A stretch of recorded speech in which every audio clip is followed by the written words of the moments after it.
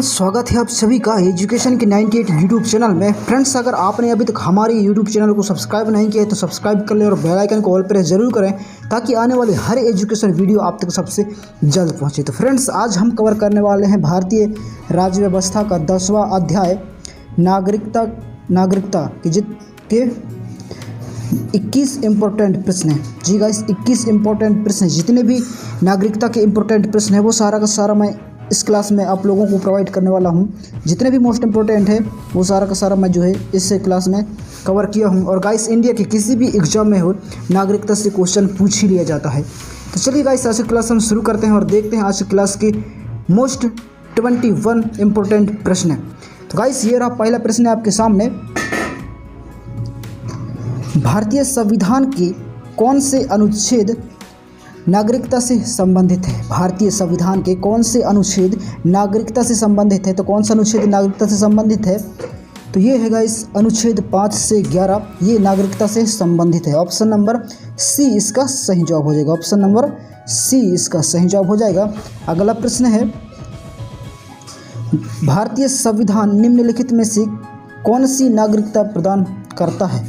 भारतीय संविधान निम्नलिखित में से कौन सी नागरिकता प्रदान करता है? तो कौन सी नागरिकता प्रदान करता है भारतीय संविधान?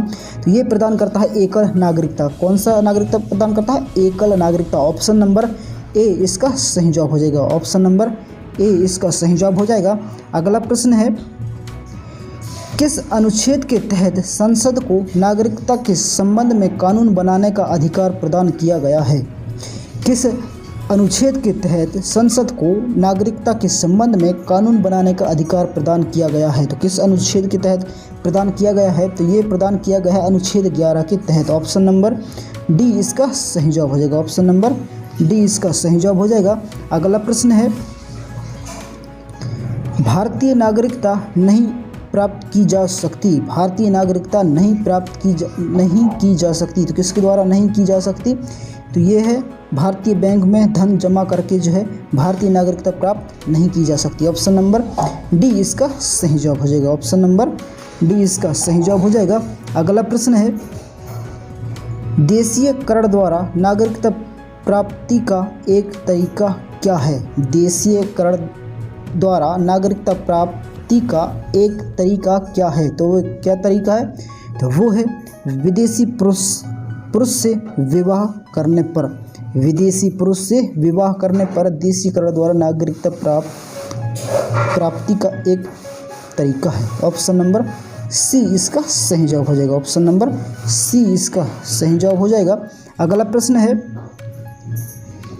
नागरिक बनने की निम्नलिखित शर्तों में एक आवश्यक शर्त क्या है? नागरिक बनने की निम्नलिखित शर्तों में एक आवश्यक शर्त क्या है? तो वो क्या है? वो है राज्य की सदस्यता। ऑप्शन नंबर ए इसका सही जवाब हो जाएगा। ऑप्शन नंबर ए इसका सही जवाब हो जाएगा। अगला प्रश्न है, पाकिस्तान से आकर भारत में नागरिकता प्राप्त करने संबंधी प्रावधान का वर्णन निम्नलिखित में से किस अनुच्छेद में वर्णित है? पाकिस्तान से आकर भारत में नागरिकता प्राप्त करने संबंधी प्रावधान का वर्णन निम्नलिखित में से किस अनुच्छेद में वर्णित है? तो ये किस अनुच्छेद में वर्णित है? तो ये है अनुच्छेद 6 में। ऑप्शन नंबर ए इसका सही जवाब हो जाएगा। ऑप्शन नंबर ए इसका सही जवाब हो जाएगा। अगला प्रश्न है, नागरिकता के लोप होने का एक नियम है। नागरिकता के लोप होने का एक नियम है। तो वो क्या नियम है? एक तो वो है देशद्रोह का अपराध सिद्ध होने पर। देशद्रोह का अपराध सिद्ध होने पर। Option number option number B इसका सही जवाब हो जाएगा। ऑप्शन नंबर बी इसका सही जवाब हो जाएगा।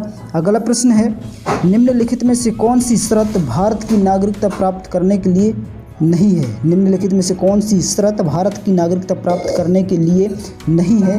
तो वो कौन सा नहीं है? वो है संपत्ति स्वामित्व। ऑप्शन नंबर डी इसका सही जवाब हो जाएगा। ऑप्शन नंबर डी इसका सही जवाब हो जाएगा। अगला प्रश्न है, भारत की नागरिकता निम्नलिखित में से किस प्रकार प्राप्त की जा सकती है? भारत की नागरिकता निम्नलिखित में से किस प्रकार प्राप्त की जा सकती है? तो वो किस प्रकार प्राप्त की जा सकती है भारत की नागरिकता? तो वो प्राप्त की जा सकती है उपरोक्त सभी, मतलब जन्म से वंशानुक्रम से और देशीयकरण से, मतलब इसका सही जवाब हो जाएगा उपरोक्त सभी। ऑप्शन नंबर डी इसका सही जवाब हो जाएगा। ऑप्शन नंबर डी इसका सही जवाब हो जाएगा। अगला प्रश्न है, नागरिकता प्राप्त करने व खोने के विषय में विस्तार से चर्चा कहाँ की गई है? नागरिकता प्राप्त करने व खोने के विषय में विस्तार से चर्चा कहाँ की गई है? तो किस अनुच्छेद या किस कानून में की गई है? तो ये किया गया है 1955 के नागरिकता कानून में। ऑप्शन नंबर बी इसका सही जवाब हो जाएगा। ऑप्शन नंबर बी इसका सही जवाब हो जाएगा। अगला प्रश्न है, कितने वर्षों तक लगातार बाहर रहने पर नागरिकता समाप्त हो जाती है? कितने वर्षों तक लगातार बाहर रहने पर नागरिकता समाप्त हो जाती है? तो कितने वर्षों तक? वो है 7 वर्षों तक। ऑप्शन नंबर सी इसका सही जवाब हो जाएगा। ऑप्शन नंबर सी इसका सही जवाब हो जाएगा। अगला प्रश्न है,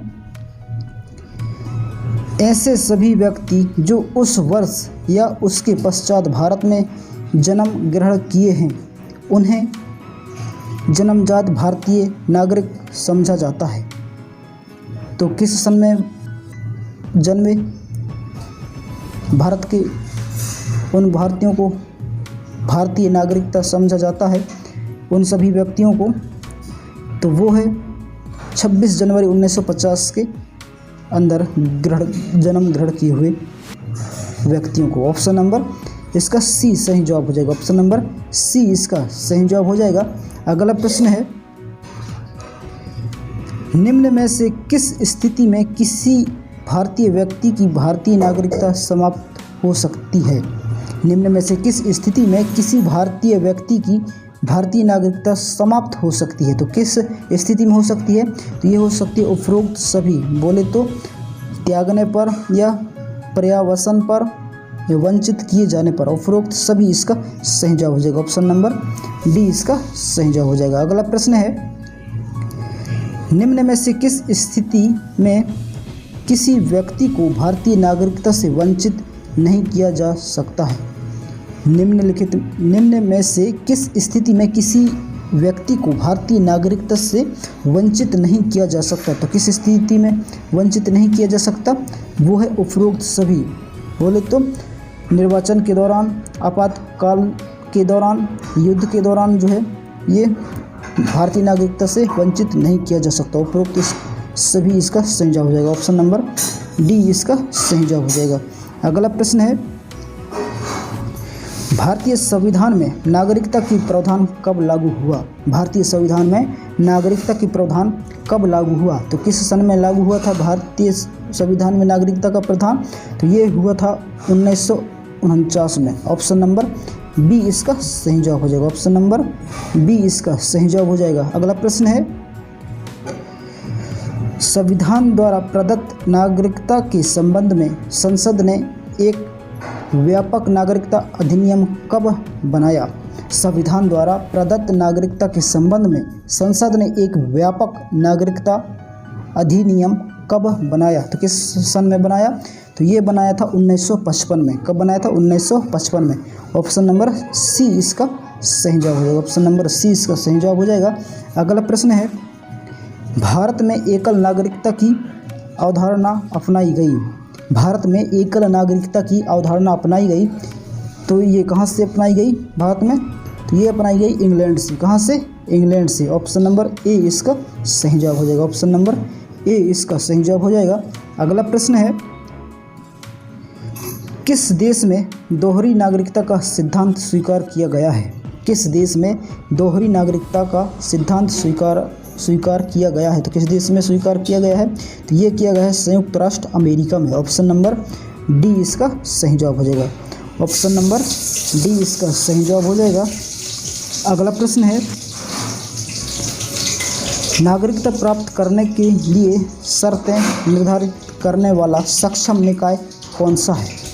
नागरिकता प्राप्त करने के लिए शर्तें निर्धारित करने वाला सक्षम निकाय कौन सा है? तो कौन सा है वो सक्षम निकाय? तो वो है संसद। कौन सा है? संसद। ऑप्शन नंबर सी इसका सही जवाब हो जाएगा। ऑप्शन नंबर सी इसका सही जवाब हो जाएगा। अगला प्रश्न है, नागरिकता संशोधन अधिनियम भारत के संविधान के निम्नलिखित में से किस भाग के अंतर्गत आता है? नागरिकता संशोधन अधिनियम भारत के संविधान के निम्नलिखित में से किस भाग के अंतर्गत आता है? तो किस भाग के अंतर्गत आता है? वो आता है भाग 2 के अंतर्गत। ऑप्शन नंबर बी इसका सही जवाब हो जाएगा। ऑप्शन नंबर बी इसका सही जवाब हो जाएगा। फ्रेंड्स, मिलते हैं नेक्स्ट क्लास में। तब तक के लिए जय हिंद, वंदे मातरम। और क्लास कैसा लगा नीचे कमेंट कर जरूर बताएं। और पहली बार अगर हमारे इस यूट्यूब चैनल में विजिट किए हैं तो प्लीज़ चैनल को सब्सक्राइब कर बेल आइकन को ऑल प्रेस जरूर करें, ताकि हर एजुकेशन वीडियो आप तक सबसे जल्द पहुंचे। फ्रेंड्स, मिलते हैं नेक्स्ट क्लास में। तब तक के लिए जय हिंद, वंदे मातरम। अपना ख्याल रखिएगा।